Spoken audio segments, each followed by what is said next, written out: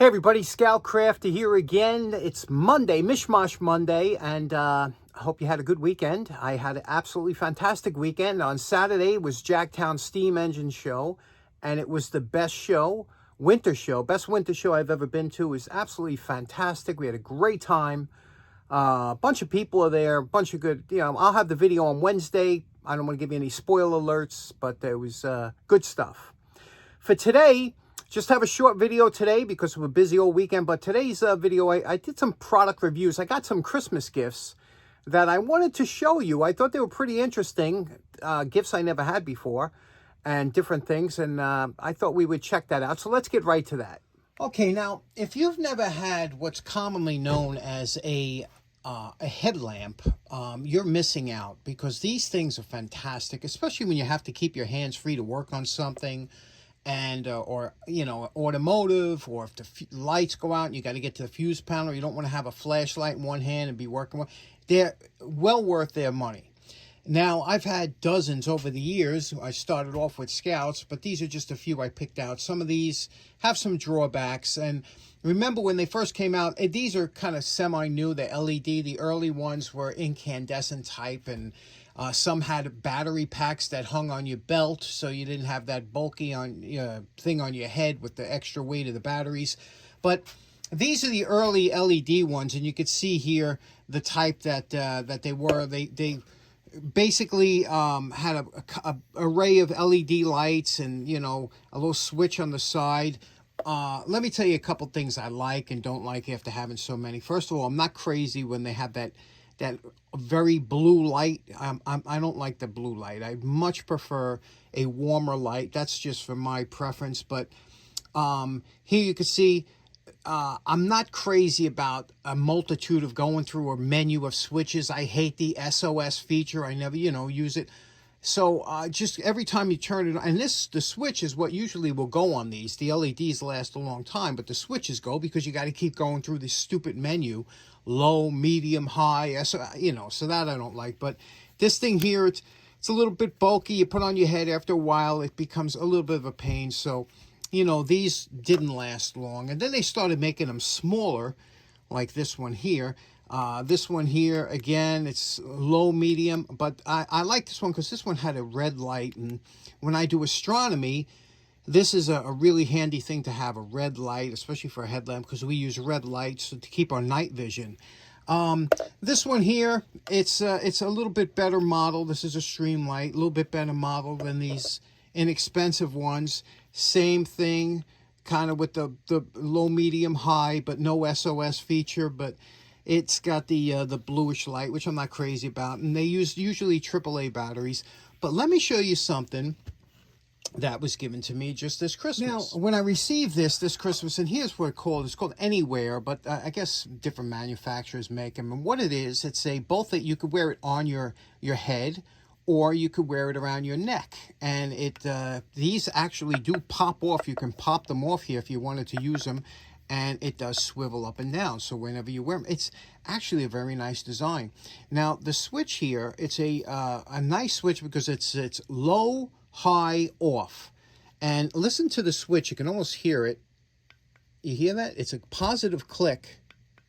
And you could see here, there we have, that's, very little difference between it's a single cob. It uses a 1 AA battery, which I love, in each side. So it's really nice. I got to tell you, I've been enjoying this, putting it on. Let me show you what it looks like down here. I'm not going to have any lights on whatsoever, and I want you to see how bright the light is just using this.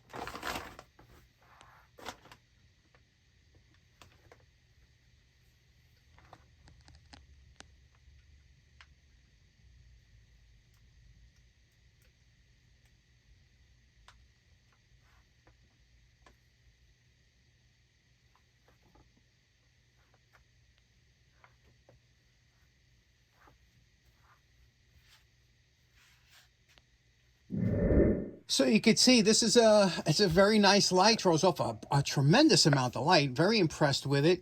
Build quality looks to be very nice. Now, I wanted to get one of those band lights. You've seen them now. They're very popular. They throw off a wide range as far as, I think it's 280 degrees of light, these new ones. But the problem is I'm looking for a warmer light. You know, they're very high Kelvin lights, bright blue, and I'm looking for a more halogen or lower Kelvin, you know, something more pleasing to my eyes. So that's why I haven't gotten one of them yet, but I'm keep looking for them. But anyway, if you don't have a headlamp, I totally suggest that you buy one, you know, something you could like. Start off with a cheap one, and once you see if you use it or not, you'll see they do come in handy. Okay, next up, a lot of you have come across these and tried to use them, and some with success, some without success. They're kind of a love-hate thing.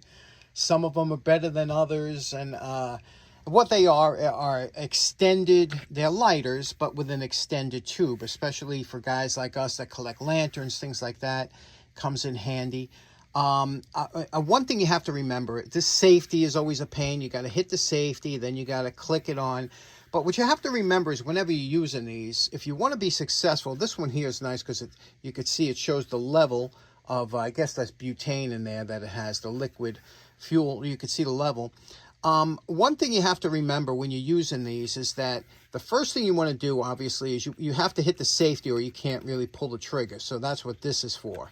But when you're going to use it, you pull the trigger back just before it clicks because you want to fill this tube up with gas.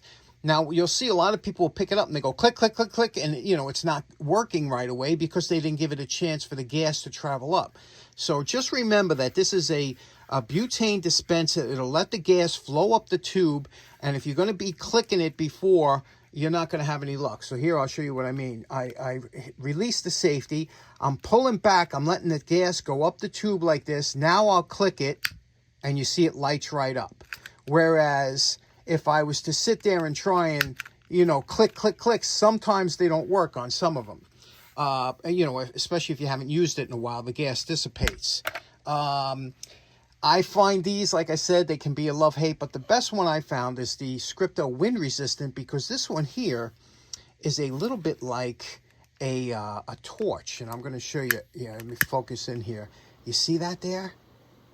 Can you hear it? It's like a torch, and it's much better. It obviously is wind resistant, but it's a much hotter flame, and it's more concentrated. But another gift I got this Christmas was this here. Let me show you what this is. Now, this is called an Easy Light, and what this is, basically, it's a plasma lighter, and instead of using fuel, butane, or anything, it uses electricity. There's a little USB mini, and you can see it comes with a little charging jack that you plug into USB to charge it up. It takes about an hour to charge up from empty. And how to activate this is you press this button, 4 lights will come on, and then when you slide this up, 2 probes will come out with a plasma beam. Let me show you how that works. So we'll activate it here. We put it on. The 4 lights are on. Now we'll push that forward, and there's the plasma light. Can you see that? That's a little... Now that will ignite something. Here we go. You see how it lights it pretty quickly. Let me do that once again here. You can see it. I'm going to push it forward, touch it, and it lights it pretty quickly. Where these tend to shine is when you use them outside, because the wind doesn't affect the plasma. So let's turn it on here, and you see, now you have the plasma lit. You see it there? And now it will not blow out because you know, the plasma is like that. So now what you would do, and it stays lit for, I think, about 6 or 7 seconds before it shuts off automatically. So, but this might be good for lighting lanterns. It's definitely, like I said, good for candles, things like that, or in maybe a windy condition. I don't think it's going to replace the regular lighter or matches, but it's very interesting, something I really find cool. Next up, if you're like me, old pencils excite you. Not many of us around, but a lot of us appreciate the pencil, the simple pencil.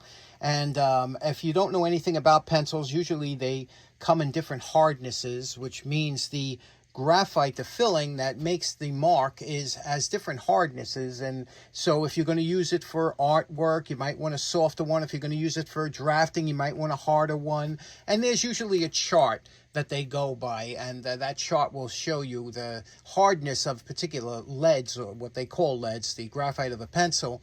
And typically, the most common one, we used to use it in school all the time, was the number 2. Number 2 would be hard enough that it leaves a good dark mark, but not so soft that you'll be sharpening your pencil every 5 seconds, because obviously the softer the pencil, the quicker you'll run through the graphite. So here are a couple different ones. Now, a lot of people got into pencils over again, and they missed it, so they were looking for a good old-fashioned pencil, and they came out with this one here. This is called the Blackwing 602. You can see that.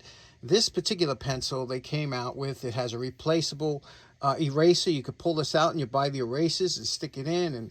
And this one here was, the cat's pajamas. The problem is they were very expensive.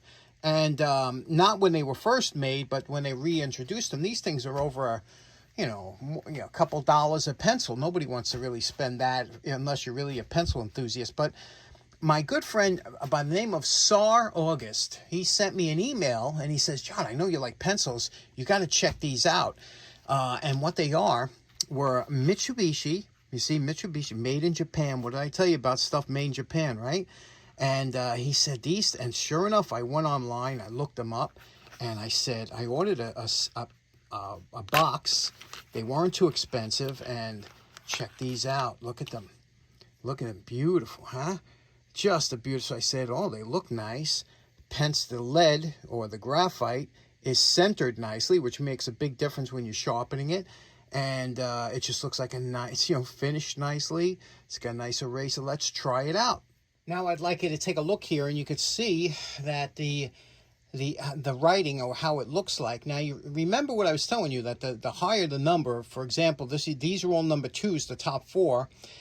This one is a number 3, and this one, advertising pencil, is unmarked, but it's also, you could see it writes very much like a number 3. The reason that you would probably want an advertising pencil to be of a harder lead is because it'll last longer, and that's what you want. You want an advertising pencil to be around a lot longer. And so don't want a real soft lead, although years ago a lot of good advertising pencils were number 2s or softer. But you can see the Blackwing writes so soft and smooth and silkish, and I'll tell you, the Mitsubishi's right up there with it. The Eagle Chem Seal, and they call it Chem Seal because the cover of the pencil had a chemical treatment that, because people used to put them in their mouths and stuff, so they were supposed to be like a chemical that wouldn't allow the bacteria to stay on the pencil. The Dixon Ticonderoga, very popular pencil today. You can get them. They write nicely.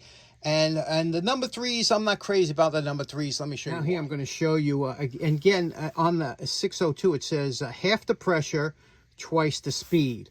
In other words, when you're writing with this, it just glides along the paper, and it leaves a nice dark line. Whereas if I'm trying it with a number 3, same pressure, if you notice, it's not as dark, and so that's where people tend to like a softer pencil. It's a much more pleasurable pencil to use. Here I'm comparing the Mitsubishi to the Blackwing. I'm going to put them on here and just drag it along, and you could see, and I'm putting the same pressure, you could see, I could tell you right now that it seems like the Blackwing is just a little bit darker, but it also, the Mitsubishi seems to have a steadier line along the edge. We'll do the same thing here a few times, and notice if you could see a difference in the pencil marks, you see? Okay, like I said, quick little video today, and Wednesday we'll have the Jackdown Extravaganza video. What a great show it was. And then we have a real special show on Friday. I don't want to give you any spoilers on that, but so I hope you have a great start of your week, and we'll see you again on Wednesday. Take care now. Bye-bye.